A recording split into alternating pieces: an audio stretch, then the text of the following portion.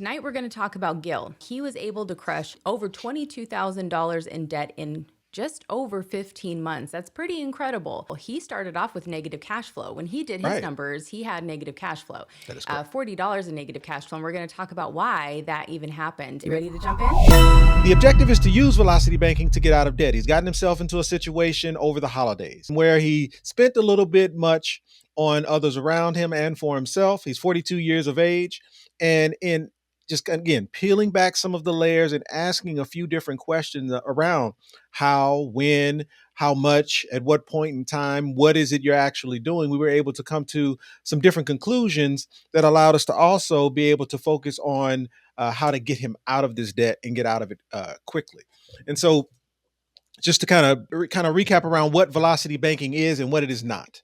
Velocity banking, the thought process behind velocity banking is this: all of your income, all of the income that you make for the month, normally goes on to your checking account. In normal situations, that's what's happening here. Normally, your money goes here, and then from here, you pay bills, you pay your debts, right? Well, the thought process around velocity banking is this: instead of your income going directly into your checking account and then you're paying bills from there, we focus on identifying a vehicle that you can use to pay debts from. And maybe it's a credit card, maybe it's a home equity line of credit, maybe it's a personal line of credit. And the thought process is once it hits your checking account, it immediately goes on to the debt tool. The piece that people miss as it relates to velocity banking is all focus is here. Velocity banking is all about this piece. It is not about this. It's not even about how much cash flow you have. The focus is here. If you pay attention here and do the minimums everywhere else, if you focus on putting all of your income onto whatever that debt tool is that you're going to use and then pay the minimums from everywhere else, you will crush debt pretty quickly. And specifically as it relates to Gil, this is his personal situation. So we're talking about a gentleman who brings in about $6,200 a month in income. He states he's negative in cash flow by about $40. So about 6240 is what his expenses are when you add all of them up. And then in total debt, we're talking about 22,000. And so therefore, ultimately his cash flow is zero. Specifically, his cash flow is negative. I want to separate expenses and debts, meaning I want to separate the monthly payment that you're paying on these credit cards or whatever these bills are and your normal expenses. Because 9 times out of 10, your normal expenses, we're talking light, gas, cell phone, those won't change. The opportunity is usually in the minimum payments that we're making on these numbers here. And so it was just the objective was to peel back the layers a little bit. So what I wanted to better understand is what are the total debts that you have, meaning what are those whole dollar amounts? And so, okay, again, holiday bill, holiday bill, holiday bill, holiday bill. So what happens is he's got himself into a situation between the majority of the debts that he have and put himself in a position where he's got in total about 22,000 in debt. So when we talked, his main objective was to get rid of those. And again, my question was, okay, out of those monthly payments that you're paying, I guess let me move that over. Out of those monthly payments that you're paying, how much of that is basically, I'll call it expenses that won't change? I mean, regardless of whether or not you're doing infinite bank or velocity banking or not, what are those regular expenses that you have? So in total, when you add up his regular expenses, we're talking about $2,495 out of that 6240. 2495 or just regular debt. And so as he kind of mentioned, his cash flow was okay, I've got an income of 6200 coming in, expenses of 6240 coming out, leaves him a negative cash flow of $40. And again, we're still too high level. We need to dig into this number a little bit better to understand why. And in Well, actually using our sheet, he used our sheet to kind of determine what those expenses were. And so when we started going through the tabs of the sheet and we hit that expense tab, this is where it all started to come to light. We had to dig into the debts. And so when we start asking about, okay, what makes up that $22,000? And what we learn is it's majority credit cards, but I still need to get a bit more specific than that. Let's talk through each individual credit card. So what we needed to do was go into the debts page and just kind of talk through what they are. And what I learned was these were the minimums that he is paying on each of those credit cards. And here's the immediate thing that jumped out to me. You're telling me this Best Buy card, with a balance of 4450. I don't know if you can read that, but the balance of 4450, you're telling me the minimum payment is exactly $200? Most minimum payments have or kind of, I'll call it weird. They're a percentage of the total. And it just was odd to me that these were the minimums that he was putting on his cards. And here's what we learned. What we learned is these minimums were the minimums he chose to pay. Meaning, let me get to it. So this Best Buy card, the actual balance is 125. I'm sorry, the actual minimum payment is 125. He decided to pay $200 a month. So let's think about it. If he's $40 in negative cash flow and he's choosing to pay $200 on this Best Buy card that he owes $44.50, the minimum is $125. If he just simply paid the minimum on that card, is he in negative cash flow? And the short answer to that question is no. But I go back to we think we're doing the right thing, meaning, hey, I'm doing velocity banking, and yeah, I know the bill is 125, but I'm going to pay $200 anyway because I've got the money to be able to do it. I make decent income, so why shouldn't I put a little extra on the bill because it will help pay the bill off? But what happens is when you apply these extra payments to the minimum due, what ends up happening is you're putting yourself in a position where what looks like negative cash flow, meaning in total, he was paying $850 on these individual debts when he should have only been paying $591. And if he was only paying the $591, that's $259 difference. So that's $259 in additional cash flow that he's not even paying attention to. How quickly could some of these debts be paid off if he focused all of that $259 in one direction? So that's step one. So step one is, you know what? Let's truly understand what the minimum is. I didn't ask you what you're paying every month. What's the minimum due? What's the minimum due on each one of these debts? And what that does is that allows us to understand if you add up all the minimums and you just simply do the bare minimums, what's left over as it relates to cash flow. So in just having that conversation, we went from being negative 40 in cash flow all the way to what is that, 240 difference, $219 positive, and just having that discussion. And then what also came out of this was, well, it just dawned on me. I also have this Acorn account. This Acorn account where I'm focused on trying to build wealth over time. I'm trying to put money away so that I don't have to work for the rest of my life. I'm 42 years old. Yeah, I've got a 401k with my company, but in addition to that, I'm putting additional dollars away to be able to build wealth. And I said, well, how long have you been doing that? And I'm going to share this because I know there are a lot of people like this. There's a lot of people that pay attention to us who are also doing something similar. And it's that, what's the gentleman, the Wall Street Trapper? What it is, he participates in what the Wall Street Trapper is doing. And so he's taking that $100 a month and that $1,000 a month in his Acorn account, and he's really trying to focus on growing it on his own. And he's doing a pretty good job. I think he started in July. So he's been putting away $1,000 a month since July.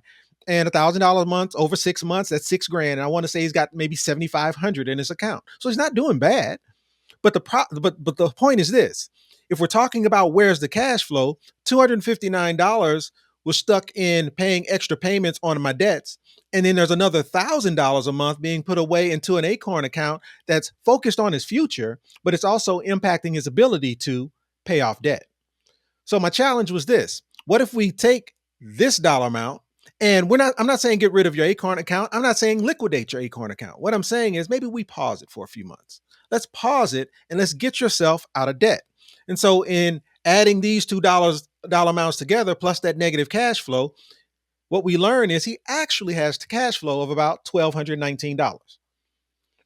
What did I do? I didn't do anything. But what I think what I'm capable of doing is taking a 10,000 foot view and just asking a few more questions. Not just, hey, I'm in negative cash flow. Oh, well, I guess we can't do velocity banking. We need to focus on debt snowball. It's where is the money actually going? Because let's say I didn't identify this. There are also situations where it may make sense to pause your 401k contributions for a minute. Or we identify that not only do you have a budget where you and your wife like to go out and eat on the weekends, but you also have an entertainment budget. Well, why couldn't you combine the two and save money there? Meaning there's these little bits and pieces where when you're in the midst of it, it's kind of hard to see. But when we have that 10,000-foot view and you're able to look down and realize, man, I have money going elsewhere that maybe doesn't need to. So this $1,219 in cash flow is what we're going to put to work. And so again, so now let's talk about, again, when we're doing velocity banking, it's about the debt tool. What debt tool are we going to use? What's the debt tool we're going to put in play? Take this cash flow of $1,219 and put it to work. What's the vehicle? Now, he doesn't have a HELOC. He does not have a personal line of credit. What he has are a bunch of credit cards. So let's identify what credit card that might be that we're going to use to be able to do velocity banking. And in kind of looking at the detail, we've taking a look at the just the interest rates on each one of these cards. None of them are good. But again, over the holidays, he got himself in trouble. And he got himself in trouble because he picked up this 0% card from Bank of America and he ran up the total, making sure he blessed everyone over Christmas. Well, I immediately identified this as being maybe a potential debt tool because I wanted to understand how many months he had left. Well, he just got it. He just got it right before the holidays. So he still has about 22 months available on this card at 0%. So what better card to use to be able to consolidate this other debt? So the debt tool we chose was this Bank of America card, and kind of looking at what that looks like. The balance on that card, the balance on that card is $7,200. I'm sorry, the limit on that card is $7,200. It has a balance almost maxed out of about $6,600, which means there's room. There's room on the card between the limit and the balance, and he makes $6,200 a month. So here's where I'm going to make some assumptions.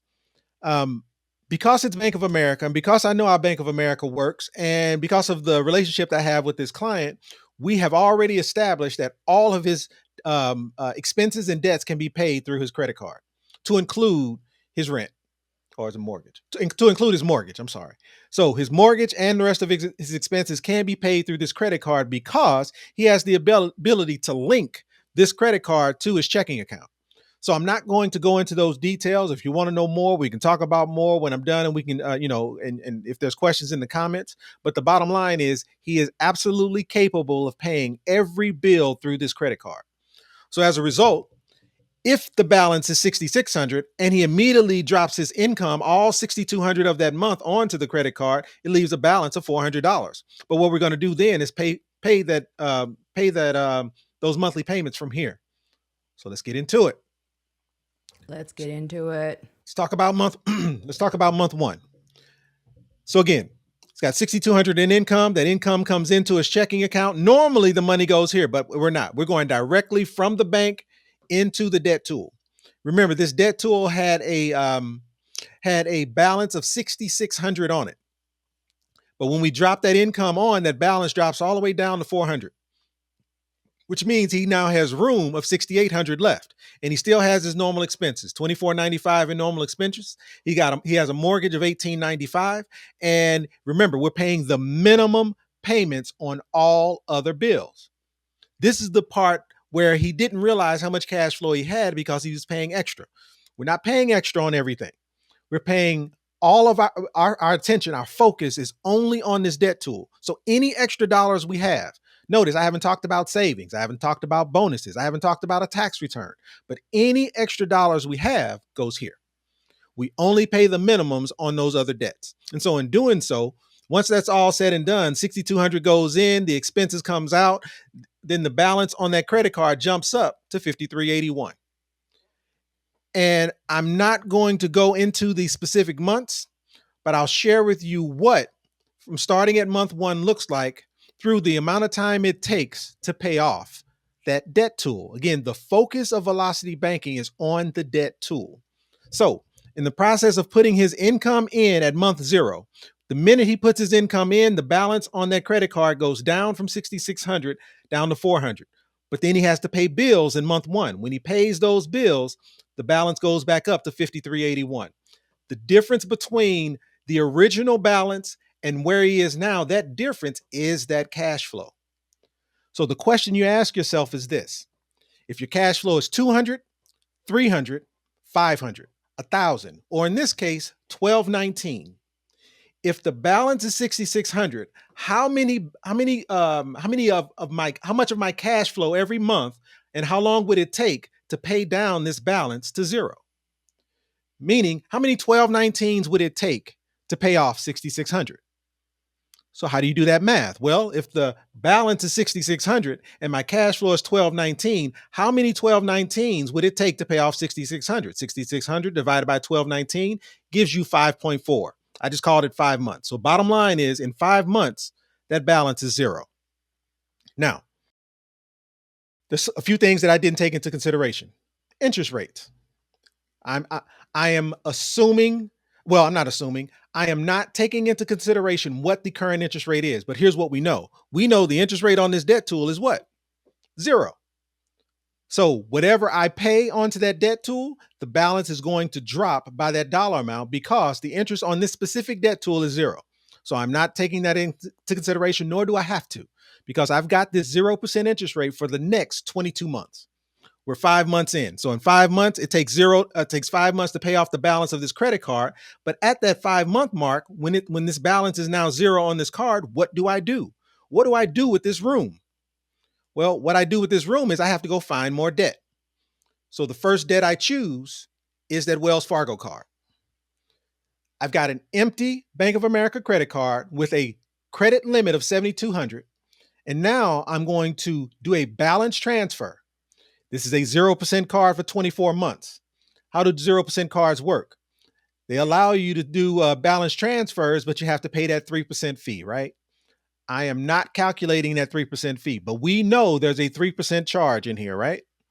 But the bottom line is that balance of that $4,200 Wells Fargo credit card, I am now going to move the entire balance from here and do a balance transfer, do a convenience check, call it whatever you like. I'm going to pay off this $4,200 and move that $4,200 to the balance on this 0% credit card for 22 months. And when I do that, what happens? Well, notice I'm still showing zero on my debt tool. Why is that? Well, if I get paid $6,200 for the month and I put $6,200 onto this credit card, what happens to that $4,200 balance that's now sitting on this credit card? Well, it goes to zero. And there's some arguments here. There's some arguments to be made here. Because can we at least agree that no one gets, well, some people do get paid monthly, but in most cases, $6,200 of Gil's income isn't all going into this debt tool at once. So he probably gets paid bi-weekly, which means half of this is going in the first 2 weeks of the month, and then the other half is going in the second 2 weeks. And in addition, most people don't pay bills one time a month. So which means half of his bills are going to be paid in the first half of the month. The second half of his bills are going to be paid on the second half of the month. But the bottom line is, when his income goes into that debt tool, it's going to knock whatever the balance is down. And then I still have to pay bills from the debt tool, which would be those other expenses, the mortgage. And notice my minimum payment just dropped. How did my minimum payment drop? Well, it dropped because I paid off one of those bills. And when I paid off one of those bills, my minimum payments dropped, meaning the minimum payment on this $4,200 was $147 a month. So when I paid off the $4,200, I no longer owe $147, which means my minimum payments dropped from $591 down to $444. And when my minimum payments drop, guess what increased? This is my, get there. This is my cash flow. So my cash flow increased by $147 when I pay off that Wells Fargo card. So which means because my cash flow increased, the rate, the amount of time it takes to pay off the new balance is going to now get faster. Because my cash flow is no longer $1,219. It's now $1,219 plus $147, which means the speed at which I'm able to pay off the balance on this card now increases. So let's look at months 5 through 8. So again, that $4,200, that the balance on the card was zero. But now when I add this Wells Fargo card, the balance goes back up to $4,200. When I dump all of my income in and I pay all the bills from it, there's a difference of that cash flow that lives on this card. Well, how much of this cash flow does it take to pay off this this card that has $4,200 on it. Again, it's the same mathematical equation. 4,200 divided by the cash flow tells me how long it takes. 3.07 months, which means it takes 3 months for this 4,200 to be paid off and for the balance on this card to be zero, just like it was the previous 3 months or the previous 5 months. So it took another 3 months to pay off the next card. So once that card is paid off, what do I have to do? I got to go get more debt. You may be asking, why am I taking these $4,000 debts? Why don't I combine a few? I can, but what I'm walking you through is the thought process. The thought process of, one, where did the income come from to be able to pay off the debt? And what are the steps I take to be able to do so? And in addition to that, how much? How much time does it take? One other thing to notice about this process, I adjusted Wells Fargo at month 5. Can we agree that if I was paying the minimum payment on this Wells Fargo, at month 5, the balance on the Wells Fargo card would have been less than $4,200? Can we agree on that? But I'm not taking that in consideration. What I am saying is we're paying the minimum on the cards and the balance never changes. So when we get to that card, if it's been 5 months, 8 months, 11 months, whatever that time frame is, it's the same balance that it was because all I've been doing is paying the bare minimum. So because of the interest rate, the balance doesn't change. You can argue that maybe it goes up, but what I didn't show is it's going down because I'm paying the minimum payment. Here's why I share this. Velocity banking is about the debt tool. You focus your attention here. It doesn't matter what's happening with these. What matters is how quickly can you pay off this debt tool? Because once you pay off the debt tool, you can then use it as leverage to pay off your other debts. So you focus your attention on the debt tool and you just pay the bare minimums on everything else, regardless of what happens to them. If the balance goes up, great, it goes up. The balance goes down, great, it goes down. But I'm focused my attention on just the debt tool, paying off the debt tool. So here we are on month 8. Let's go back a little bit. So here we are on month 8. What just happened? Well, we paid off the Wells Fargo in the span of 3 months. Span of 3 months, and we used our cash flow to do so. It took us 3 months to pay down that credit card from $4,200 down to 0. So here we are now in month 8. We're at month 8, and now we have to go find more debt. So again, we've got another credit card hanging out there. So there's this $44.50. There's this Best Buy card that's almost maxed out. So what we're going to do is do another balance transfer, pay another 3% charge onto our 0% credit card, and pull this dollar amount over to our 0% card. And when we do that, what happens? Again, hopefully you see a pattern here.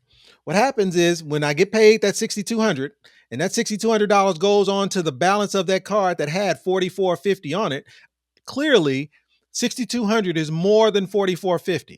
And I know I can hear it coming if it already hasn't come. If I put more than what I am allowed onto the credit card, one, I can't. And I go back to, remember, this is not a one-time $6,200 going in at one point in the month. It's split between weeks. And during those weeks, we're paying bills. I think we can agree if I put half in the first 2 weeks and I pay bills that first 2 weeks, and I put the second half in the second 2 weeks, and I pay my second half of bills in those second 2 weeks, I will be able to fit all $6,200 onto this card, and the balance will still end up being zero because of this $44.50 that I'm paying off. But again, I still have to pay bills. Paying off the $24.95, which has not changed. Paying off the mortgage, which has not changed. But notice the minimum payments are still getting lower. Why? Not only did I pay off the Wells Fargo, but I've also paid off the Best Buy. And as a result, my cash flow increased. So I'm no longer paying that $125 a month in here, but the cash flow increased, which means it allows me to pay off my debt tool faster. So my cash flow just increased from wherever it was at month 8 up to $1,491. So what happens at the $1,491 mark? So again, credit card jumped up to $1,450. How many $1,491s does it take to pay off $1,450? It's a simple mathematical equation. Divide $44.50 by $1,491, that takes about 2.98 months. It takes about 3 months. So it's going to take me about 3 months to pay off this Best Buy card. But once I pay off this Best Buy card at month 11, I have to do what? Go find more debt. And so now I'm down to my Nordstrom's, Capital One, and PayPal card. Now, I could have done these individually. I could have drawn this out. I could have. But I thought, it makes more sense to go ahead and group these together. So when you add this number together, and then again, take the 3% charge or whatever it is, the convenience check, when you add it on to this credit card, there's enough room to be able to do it. So that doesn't matter. But when that's done, that's a total of $47.50 that I'm now going to move from those credit cards onto the debt tool. But again, when I do that and my income goes on to the debt tool, I immediately pay this off. But I have to pay bills. And when I pay bills, the balance goes back up. It goes back up by the expenses, the mortgage, and notice the minimum payments just continue to get smaller. When you add up the Nordstrom card, the Capital One card, and the PayPal card, this total is now additional cash flow that's added to my original $14.91, which means now my cash flow has gone up again. Well, the original was negative 40. There we go. That. You're right. And so when I pay off the Nordstrom's, Capital One, and the PayPal, again, using the same math, how many months does it take to take $47.50 down to zero if my cash flow is $16.58? How about 2.86 months, which still is around 3 months? So it takes me another 3 months to pay off these 3 cards. And when I've done that, I am down to my last card. My last card is the American Express. I could have grouped the American Express in with the others, but I just chose not to. When I make that last transfer of the $24.50 from this American Express card, I have now paid off all of my debt, but I still have to do Velocity Banking to bring my debt tool back to zero. So when in doing so, notice the only minimum payment left is what minimum payment? If you remember, the minimum payment on my debt tool was $66 a month. I'm still accounting for, even though it's zero, if I'm doing this right, the balance on my debt tool is zero when my statement date is taken.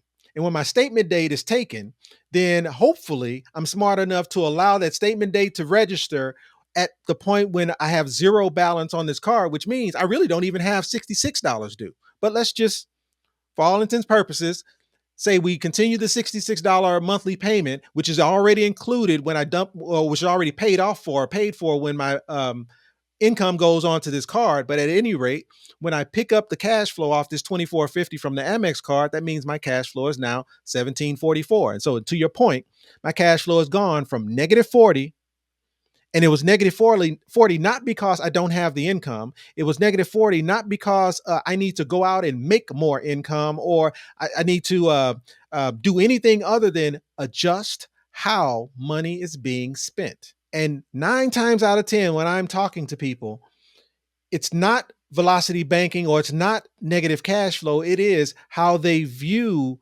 bills and debts being paid off. So it's just adjusting some of the thought process around what that looks like. Now, most of the time, there's absolutely no magic wand to fix whatever that problem might be. It's just understanding, one, what are your numbers? How much is going in? How much is coming out? Where is it specifically going? And what would happen if we focused our attention on one debt at a time? And so we take a look at this last month. $24.50 is what we're doing, $24.50. And if my cash flow is $17.44, how many $17.44s does it take to pay off $24.50? How about 1.5 months, 1.4 months to be exact. So in about 1.5 months, we've paid off that Amex, and ultimately, we've paid off all of our debts in a span of 15.5 months. But if you remember his original goal was to get himself out of this situation. It took us about a year and a few months to do it. He's 42 years of age, which means he's still 43 once all of these are paid. And as I ask everyone, once you've paid off this debt, once you now have identified the positive cash flow that you didn't realize you had, what do you do with this information? Where do we go from here? How do you make sure you don't get yourself back into this situation? We called it Santa syndrome. We've paid this debt off in about a year and a few months. So how do we make sure we don't get back into the same situation next Christmas? Or better yet, where are you putting this cash flow now that you have it? Is it just going back into your savings account? Like, what are we actually doing? Are you focused on paying off your mortgage next? Hey fam, if you want to see the full live stream, check in the description below for the link. If you want to see more examples like this, follow us over to the next video. And if you want Donnell to run your numbers, head over to selfdirected.info. Thanks for watching.